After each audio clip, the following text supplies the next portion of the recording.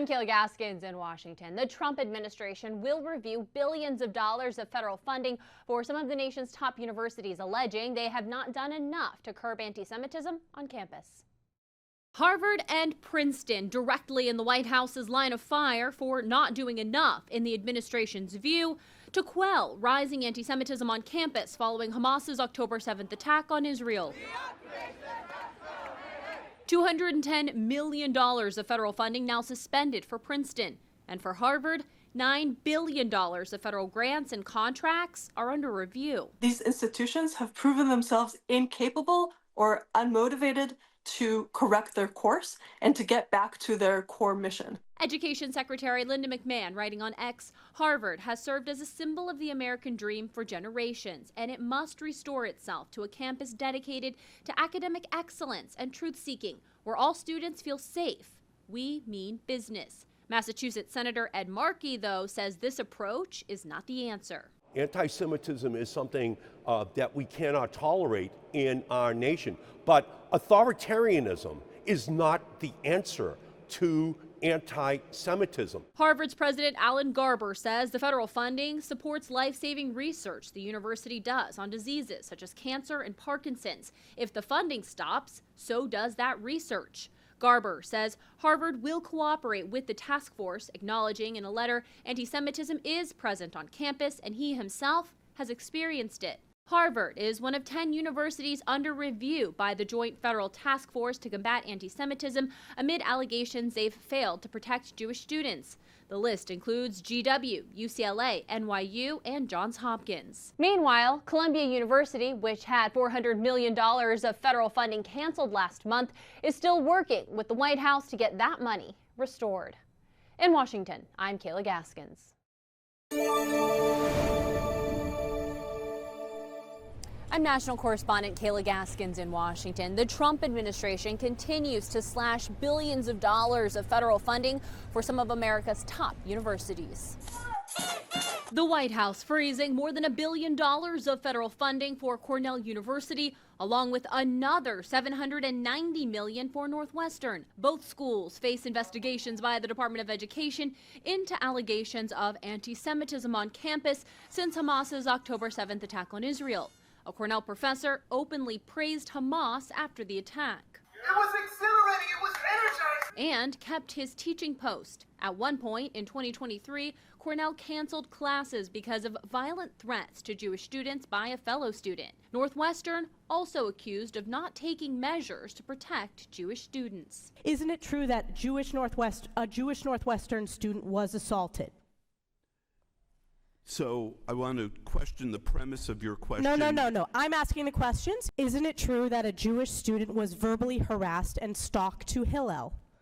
There are allegations of that sort. Cornell and Northwestern join a growing list of schools slapped with financial punishments from the White House, including Brown, Harvard, Columbia, UPenn, and Princeton. This week at Princeton, Jewish student Danielle Shapiro says she was called an inbred swine by demonstrators disrupting an event with former Israeli Prime Minister Naftali Bennett. About 20 minutes in, 25 Princeton students got up and started screaming at Naftali Bennett, yelling the expletives. They were able to continue their protest and no arrests were made in the moment. Demonstrators also allegedly hurled slurs at former Prime Minister Bennett.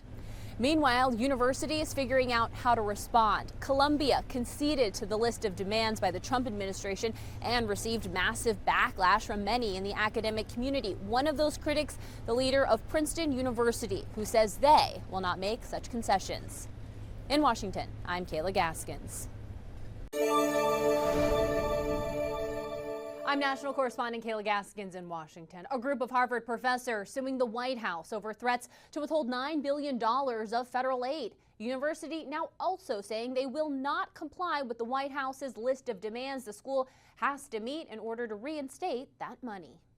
The Trump administration ramping up the financial pressure on elite universities in an effort to force the schools to adequately address reports of rising anti-Semitism on campus that spiked following Hamas's October 7th attack on Israel and the demonstrations that followed in the U.S. The occupation has got to go! In their new lawsuit, the Harvard professors arguing this approach undermines academic freedom and free speech. I think it's going to be uphill for the Harvard professors to win because ultimately The government, the federal government in this case, the Trump administration, has got the big club.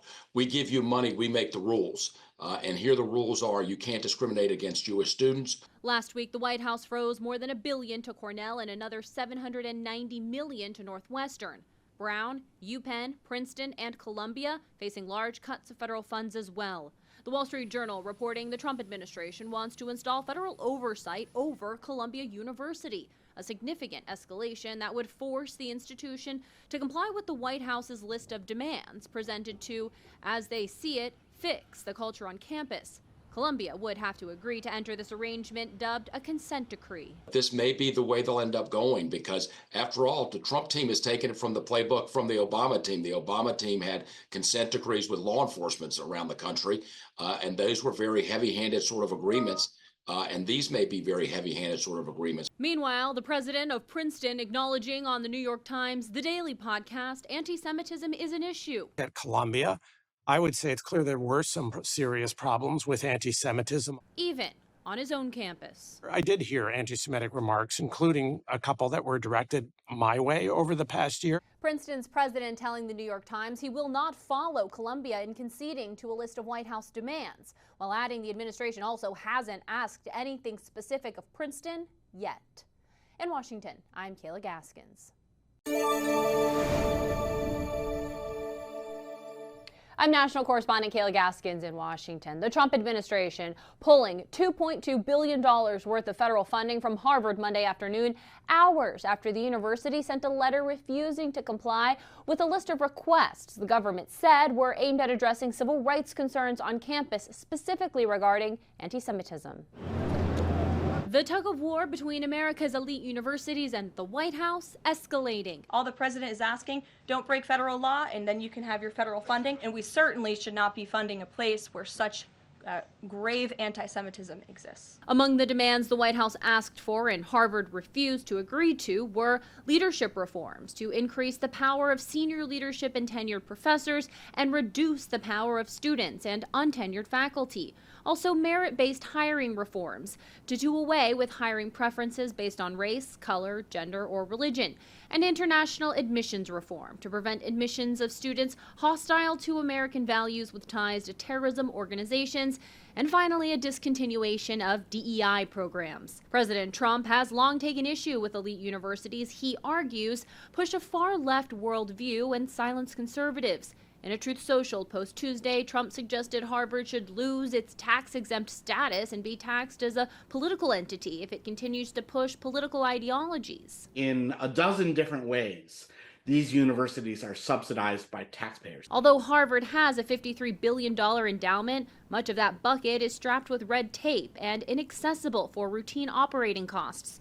Federal dollars amount for 2/3 of Harvard's annual research budget and 11% of the annual operating costs. They actually need every penny they can get from the federal government. And if they fall short by several $100 million or even a couple $1 billion, then they're going to have a very hard time making ends meet.